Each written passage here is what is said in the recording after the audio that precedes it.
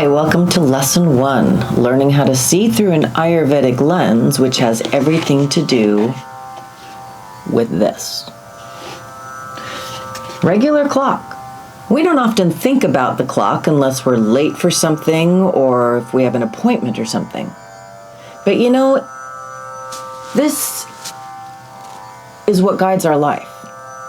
And if you're not in good timing, chances are you're not sleeping well, you're not digesting well, you're feeling a little out of sorts. So here's how Ayurveda sees that this clock can be broken down so that we can actually know what to be doing at different times so that we can start to work with the qualities that are strongest at that time of day. As an example, people say that you should eat your main meal between 10 and 2. Well, why do they say that? That is when your digestion is strongest. And if you look out in nature, that's when everything is at its most awake. It's like the summertime of the day, which means that there's going to be more heat, more ability to digest. So we take that quality, which has actually been medically shown that your hands are actually hottest at 2 o'clock in the afternoon. You should try that sometime. They also say that you are heaviest at 7 o'clock p.m. So if you weigh yourself, don't weigh yourself at 7 p.m. or probably 7 a.m. I would go early in the afternoon. You might feel a little better about yourself. So this time is when our digestion is strongest, and at night, this is where our deep digestion happens. Digestion of our thoughts, metabolism at the cellular level. This is where we need to heal.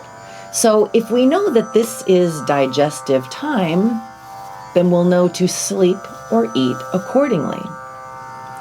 Well, if we think about nature again, nature, if you go outside at 4 o'clock in the morning, is very still. You may be one of those that wakes up at 4 o'clock in the morning, so you know how still it is. But that quality now starts to awaken the mind. It brings a sense of clarity. That's why they say that meditating is best in the morning, because then your mind is a little more clear. It's not cluttered up with everything that happened over the day. It's also when movement begins. You hear it in nature when you hear all the birds start chirping. You might hear some roosters, or if you have animals, you know this is when they come asking for their breakfast. And it's because things are moving. Things should be moving in your body too, which means that when you wake up, if things are actually moving well, the first thing you have to do is evacuate your bowels, because that movement started around 3 or 4, and so around 6 or 7, that should be moving. This in the afternoon tends to be a tricky time, because if you don't occupy yourself, you can get very restless, because that same nature of waking up and moving can make you very restless here. So that if you don't have a plan for once you get home of how you're going to transition from all this think, work, and activity of the day into being your lazy, slow, settling into sleep self,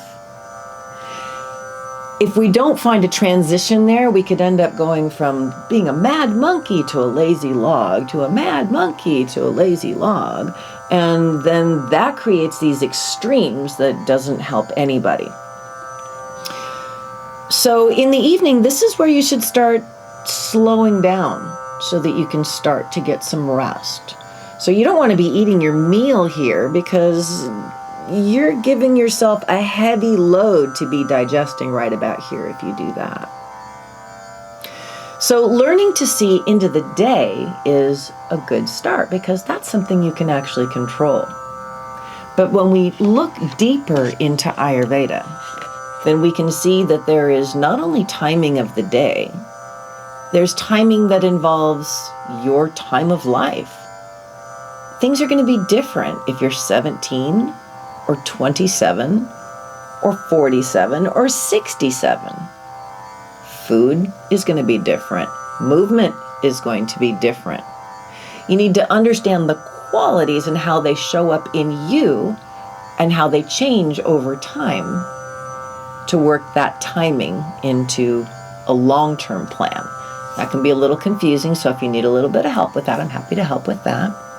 And then also there's timing of the seasons. You know that there are different foods that are available from the farms in the summertime and in the wintertime. But when we start eating strawberries in the middle of winter and start eating stews in the middle of summer, something's a little askew. Start paying attention to what is growing in the fields around you to help you stay in rhythm with nature. But then also know that in those change of seasons between spring and winter and between fall, or between summer and fall, is again that transition time, just like we have a transition time in our day, that you might want to put a little more emphasis on those and take a look at how am I going to make that transition. If you stay tuned to lessons on this channel, I'll be talking a little bit more about how Ayurveda sees relaxing the system and detoxing, or something called panchakarma.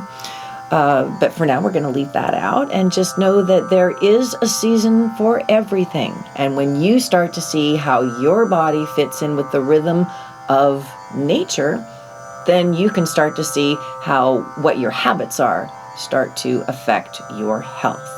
And then you can start guiding it onto a path toward wellness. So that's your lesson on looking through an Ayurvedic lens with an Ayurvedic clock. Stick around for the next lesson and we'll just keep adding more wisdom to your life. Wishing you wellness. Well, I hope you enjoyed that lesson in Ayurveda. Remember, all you have to do is try and figure out one little thing that you're going to change. And then stay tuned for the next videos so that you can learn a little bit more. Thanks for joining me. Remember, click and subscribe. Have a great day. Hari Om.